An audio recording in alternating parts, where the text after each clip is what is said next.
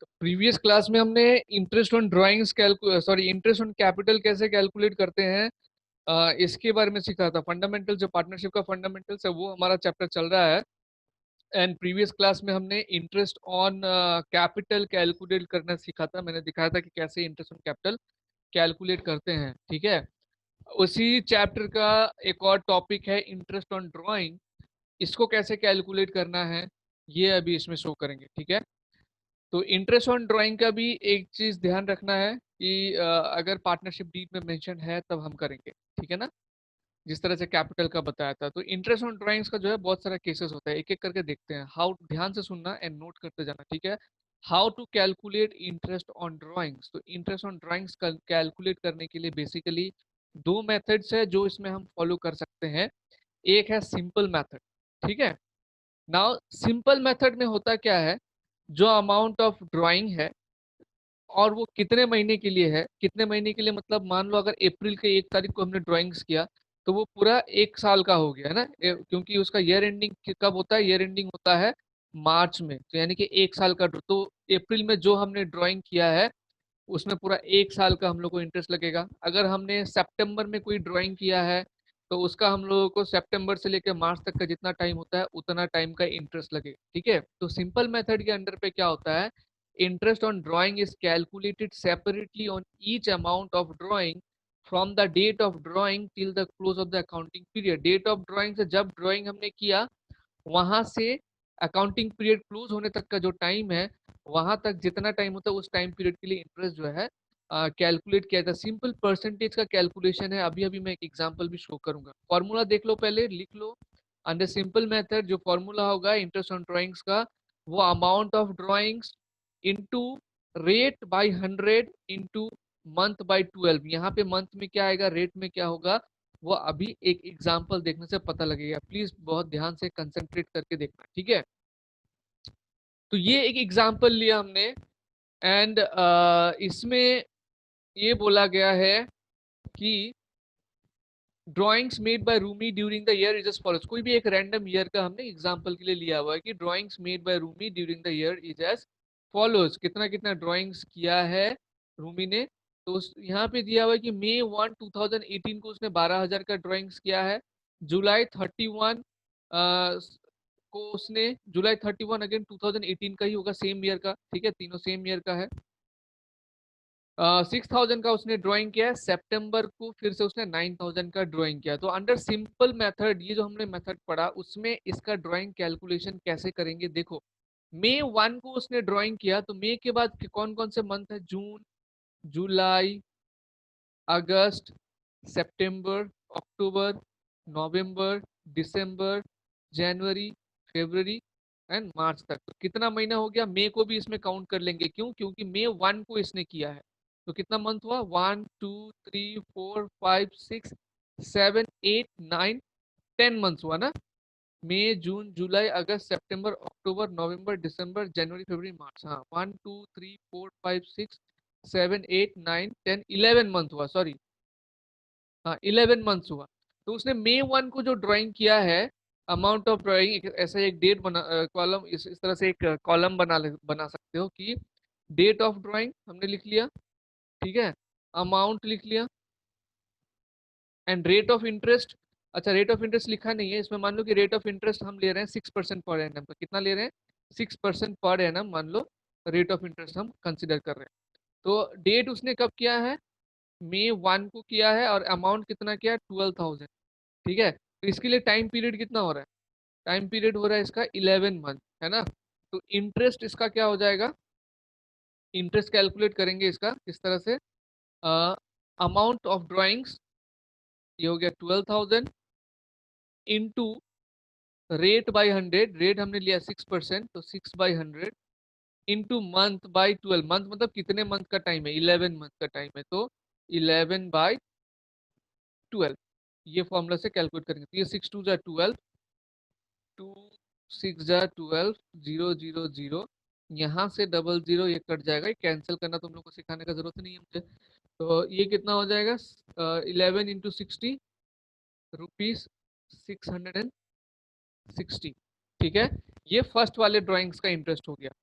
Then second वाले interest का drawing calculate करेंगे हम। सेकेंड वाले में डेट क्या है, जुलाई 31, क्या है, जुलाई 31, और अमाउंट कितना किया है उसने, 6000। तो अब जुलाई 31 मतलब जुलाई खत्म हो चुका है, ठीक है। तो कितना मंथ बच रहा है, 1 2 3 4 5 6 7 8 मंथ। देखो जुलाई 31 मतलब ये खत्म हो चुका है, तो यानी कि यहाँ से ईयर खत्म होने के लिए कितना टाइम बच रहा है, 1 2 3 4 5 6 7 8, तो ये हो जाएगा 8 मंथ, ये मंथ है, ठीक है। अभी कैलकुलेट करेंगे इसका कितना इंटरेस्ट बन रहा है, कितना अमाउंट का इसने ड्राइंग लिया है, 6000, पर रेट कितना है 6/100, और मंथ कितना है 8/12। ये कैंसिल कर देते हैं पहले, 6 2 जा 12, 2 30 जा 60, तो 8 3 जा 240 रुपीज, 240 इस वाले अमाउंट पे बना है, ठीक है। नाउ अभी सितंबर 30 को उसने जो ड्राइंग किया है उसका देखो डेट कब किया है, सितंबर 30, एंड ड्राइंग्स का अमाउंट कितना है, 9000, ठीक है ना। टाइम कितना लग रहा है, सितंबर 30 मतलब मंथ तो क्लोज हो गया, यानी कि सितंबर खत्म, तो कौन कौन सा मंथ है उसके बाद, ये सारे मंथ, 1 2 3 4 5 6, तो ये बन रहा है 6 मंथ के लिए। तो 6 मंथ के लिए इसका कितना होगा देखो, 9000 इंटू 6/100 इंटू 6 मंथ है 6/12, तो ये 6 2 जा 12, 2 3 जा 6, 0 0 काट दो, तो ये कितना हो रहा है, 3 9 जा 27, तो ₹270। तो टोटल इंटरेस्ट कितना हो जा रहा है, total interest on drawing, total interest on drawing, ये हो जाएगा 0, 6 + 4 10 + 7 17, कैरी ओवर 1, 7 8 9 10 11, तो यानी कि रूमी को total 1170 interest on drawing calculate मतलब देना पड़ेगा इस मेथड से। इस तरह से कैलकुलेशन हमने क्या किया, वो जो सिंपल इंटरेस्ट वाला फॉर्मूला होता था कुछ उस तरीके का कुछ हमने यहाँ पे किया है, ठीक है ना। जो अमाउंट का ड्राइंग लिया और उसके बाद ईयर क्लोज होने में जितना अमाउंट जितना टाइम बाकी है उसको टाइम ले लिया, एंड रेट से मल्टीप्लाई कर दिया, सबका इंटरेस्ट निकाल के इंडिविजुअल सभी अमाउंट का इंटरेस्ट निकाल के हमने ऐड कर दिया। तो ये हो गया हमारा सिंपल मेथड, ठीक है। इस आंसर को हम यहाँ पे लिख के रखते हैं 1170, क्योंकि इसको पूरा क्लियर कर दूंगा मैं। और उसके बाद एक और मेथड दिखाऊंगा, सेम क्वेश्चन को सॉल्व करूंगा, देखूंगा सेम आपको दिखाएंगे कि वो सेम आता है कि नहीं आता है। तो ये सिंपल मेथड का कैलकुलेशन हो गया है, ठीक है, स्क्रीनशॉट ले लेना या फिर बाद में लिखना। नाउ एक और मेथड देखते हैं, दूसरा मेथड वो क्या है, वो है प्रोडक्ट मेथड। ये इसको लिख के रखो कॉपी में, 1170 इस मेथड से आया है, ठीक है।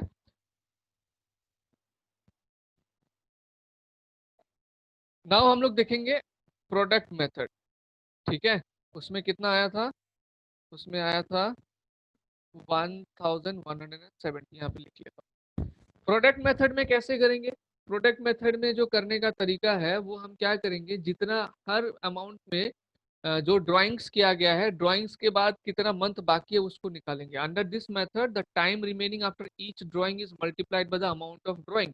जैसे फर्स्ट वाला ड्राइंग जो किया था वो 12,000 का किया था ना, वो किया था 12,000 का, एंड उसके बाद कितना मंथ बाकी था, उसके बाद 11th मंथ बाकी था। तो यहाँ पर ये बोल रहा है कि हर अमाउंट का ड्राइंग को उसका कितना मंथ बाकी है उससे मल्टीप्लाई करेंगे, ठीक है। इस तरह से सभी का मल्टीप्लाई, जैसे इसका मल्टीप्लाई करेंगे तो समथिंग आएगा 132,000, 1,32,000। इस तरह से सभी ड्राइंग्स को उसके रिमेनिंग मंथ से हम मल्टीप्लाई करेंगे एंड उसका टोटल करेंगे, और उसका जो टोटल अमाउंट निकलेगा उस पे हम लोग फिर 1 मंथ का ड्राइंग्स कैलकुलेट करेंगे, ठीक है। मैं दिखाता हूँ, कैलकुलेशन करके दिखाता हूँ, ज्यादा क्लियर होगा, ठीक है।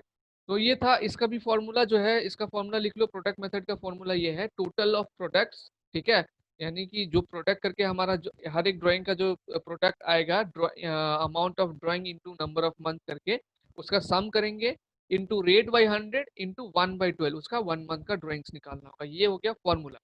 ना उस क्वेश्चन को दोबारा हम लोग प्रोडक्ट मेथड से सॉल्व करते हैं और देखते हैं जो पहले हमारा आंसर आया था 1170, वो इस मेथड से आता है या नहीं आता है, ठीक है। ये क्वेश्चन फिर से वही आ गया।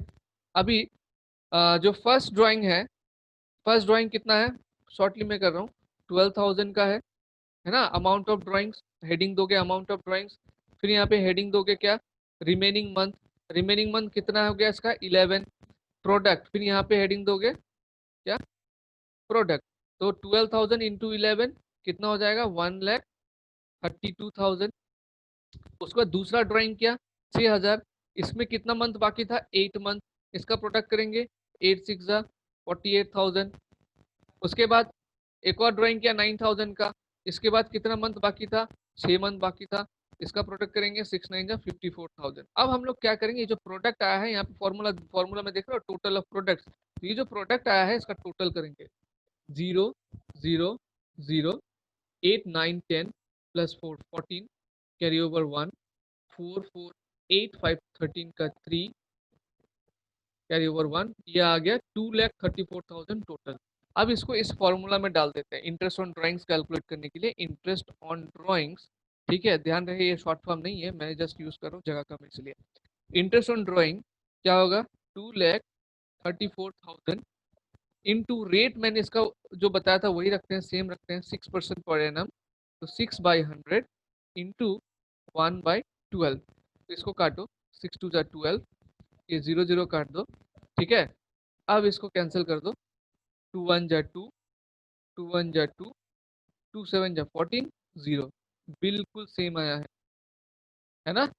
तो दोनों मेथड से ही हम कर सकते हैं, दोनों मेथड से ही आंसर सेम आएगा। ये अपनी मर्जी है, सिंपल मेथड करें या प्रोडक्ट मेथड करें, बट मेरा अगर सुनोगे तो प्रोडक्ट मेथड जो है ज़्यादा कन्वीनियंट है, क्योंकि ये वाला जो कैलकुलेशन है ये बार बार करना नहीं पड़ेगा। जबकि सिंपल मेथड में यहाँ पर तो मैंने सिर्फ 3 ही एग्जाम्पल लिया है, कभी कभी हो सकता है कि 5 या 6 हो, तो उस समय 5 6 बार ये कैलकुलेशन करना पड़ेगा। उसी जगह पे जस्ट प्रोडक्ट निकाल के सम कर दिए, फिर एक बार ये कैलकुलेशन करके निकल जाएगा। ये प्रोडक्ट मेथड हो गया। ठीक है, आंसर में कोई फर्क नहीं पड़ेगा, जो हमारा इंटरेस्ट आएगा वो सेम ही आएगा। उस वाले में भी हमने 6% पर एनम लिया था, इसमें भी 6% पर एनम लिया है, आंसर जो है सेम ही आया। ठीक है, तो ये हो गया product method, simple method and product method. ठीक है, नेक्स्ट, अभी इसमें से अगर कोई डाउट है तो मैं उसका डाउट लूंगा। ठीक है, कि किसको क्या डाउट है एंड उसको क्लियर करूंगा। ये दोनों मेथड का समरी है, कैसे करते हैं इसको लिख लेना प्लीज। ठीक है,